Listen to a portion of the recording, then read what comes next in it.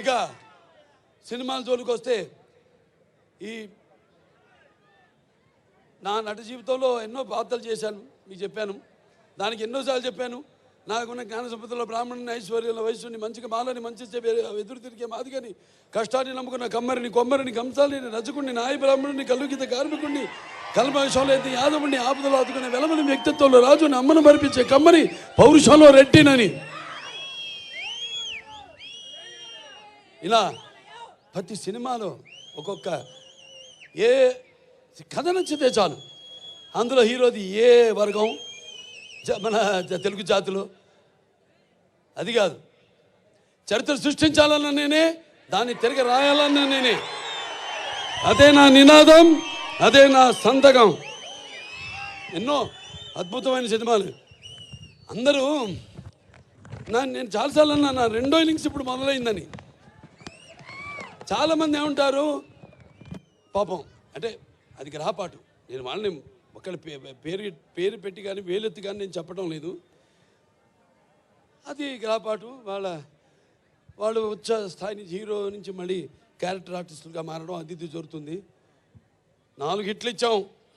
రామారావు గారు number 1 hero ఉండగా తెలుగు ఇండస్ట్రీలో, అంటే నిజం చెప్పాలంటే ఆయన పారితోషికం చూసుకుంటే, ఆయన చేసిన సంవత్సరానికి ఎన్ని సినిమాలు ఆ పారితోషికం లెక్కేసుకుంటే ఎవడు సూపర్ హీరో ఎవడు లేడంత పారితోషికం తీసుకున్నవాడు. అన్ని సినిమాలకి ఒక్కొక్కటి ఇండివిజువల్గా పారితోషికం ఉండొచ్చు ఎక్కువగా. అటువంటి సమయంలో ఆయన చలనచిత్ర పరిశ్రమ నుంచి నిష్క్రమించి సమాజం ఏదేవాళ్ళే, ప్రజలు ఏదేవాళ్ళు, నేను అందులో ఒక అర్చకుణ్ణి అని తెలుగుదేశం పార్టీని స్థాపించారు. అలాగే ఇప్పుడు 4 హిట్లు ఇచ్చిన తర్వాత నా రెండో ఇన్నింగ్స్ మొదలవుతుందని చెప్తున్నా. అది నేను చెప్పొచ్చేది. ఇప్పుడు చూపిస్తా ఇక్కడి నుంచి. అస్సలు చూడు, ఒకవైపే చూడు, రెండో వైపు చూడాలనుకోకు, తట్టుకోలేవు, మాడిపోతావు. ఇప్పుడు చూస్తారు, ఇక్కడి నుంచి చూపిస్తా. అసలు చలనచిత్ర పరిశ్రమ ఇక ముందు ఎటువంటి సినిమాలు, ఎటువంటి అంటే మీరు ఊహించని, మీకు మీ అంచెలకు కూడా అందని సినిమాలు ఎలా చేస్తారో ఇక మీరు చూస్తారు. అంటే ఇదంతా ఒక సినిమాలు చేసేయాలి ఎక్కువని కాదు, లేకపోతే నాకు వయసు అయిపోతుందని కాదు. ఆలోచనలు బాగా వేడివేడిగా ఉన్నప్పుడే పంచపక్ష పరమన్న పుట్టించాలి. మన అందరూ అన్నారు, పంచకట్టులో ఎన్టీ రామారావు గారిని గుర్తు చేశారు మన పద్మభూషణ్ అని. దాంట్లో మన మంచి పద్యం ఉంది, తీనారెడ్డి గారు రాశారు. దాంట్లో మరి పంచపక్ష పరమాన్నం ఉన్నా మన ఆంధ్ర ఏమంటే మనం గోంగూర పచ్చడి కోసం గుటకలేవాడు, గోంగూర పచ్చడి కోసం గుటకలేవాడు, అదే కండువాలు వెళ్ళింది గడపైన దాటని వాడు ఎవడయ్యావాడు, తెలుగు వాడు ఇంకెవ్వడు మన ఇంటి వాడు అని. అలాగే మన భాష, ఇందాక చాలామంది చెప్పారు డైలాగులని. మరి తెలుగు తేల ఎన్న దేశము తెలుగు, ఏన్న తెలుగు వల్ల బుండ, తెలుగు కండ ఎల్ల నృపులు కలిపి ఎరుగవే భాషాడి, దేశ భాషలందు తెలుగు లెస్స.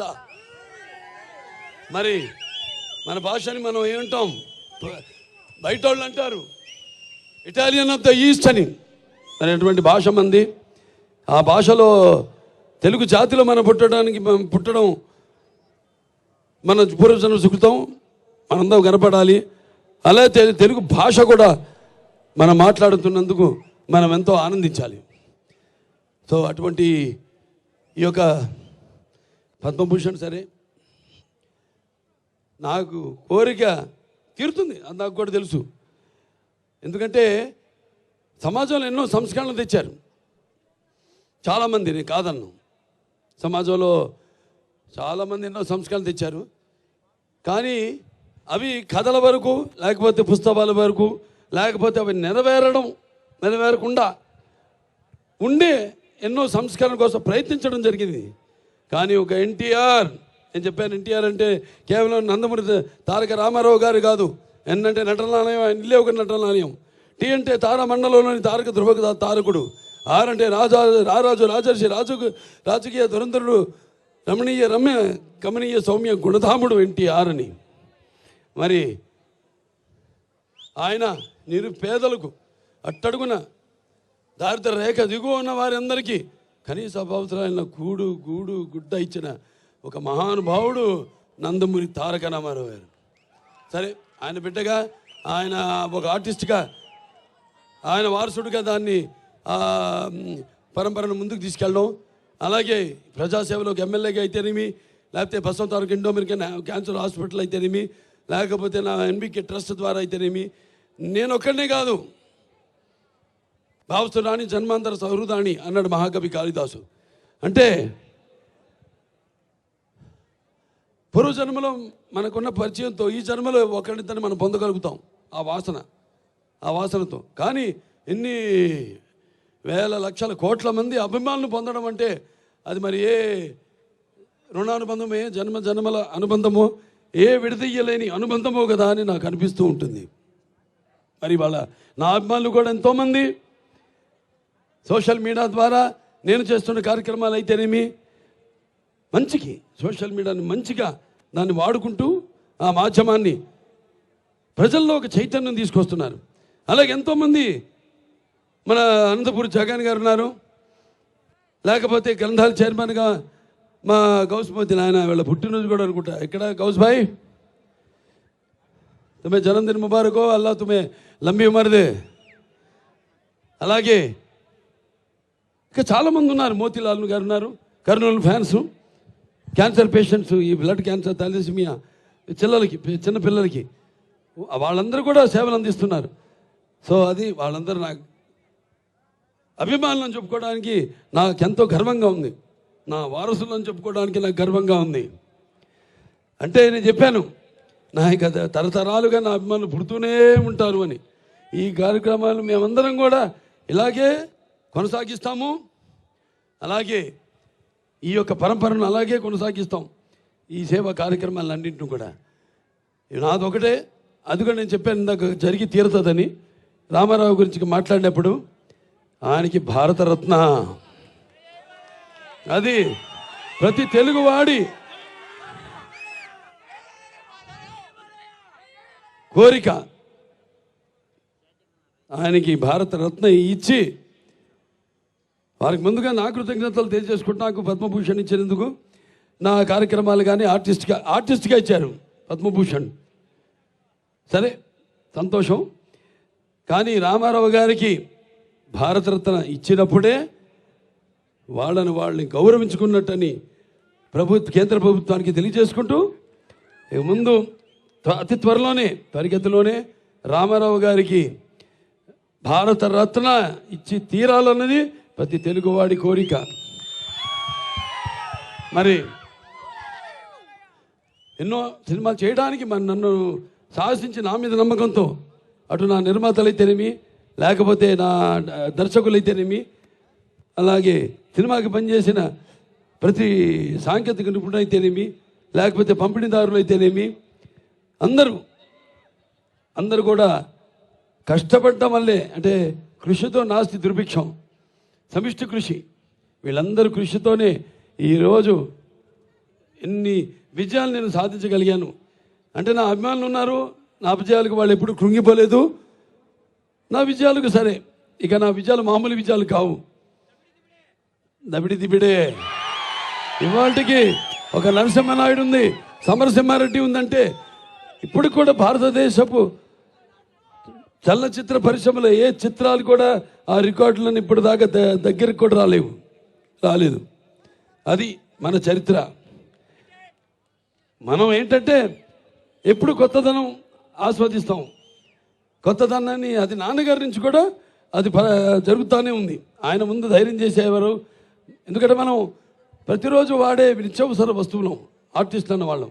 మరి మేము ఒక కొత్త మార్కెట్ చూస్తున్నాం, ఎంత కాంపిటీషన్ ఉందో. కాంపిటీషన్ అంటే మా ఆలోచనల కాంపిటీషన్ కాదు, వేరే వాళ్ళకైతే వాళ్ళ భుక్తికి లేకపోతే వాళ్ళ ఉనికికి ఒక కాంపిటీషన్.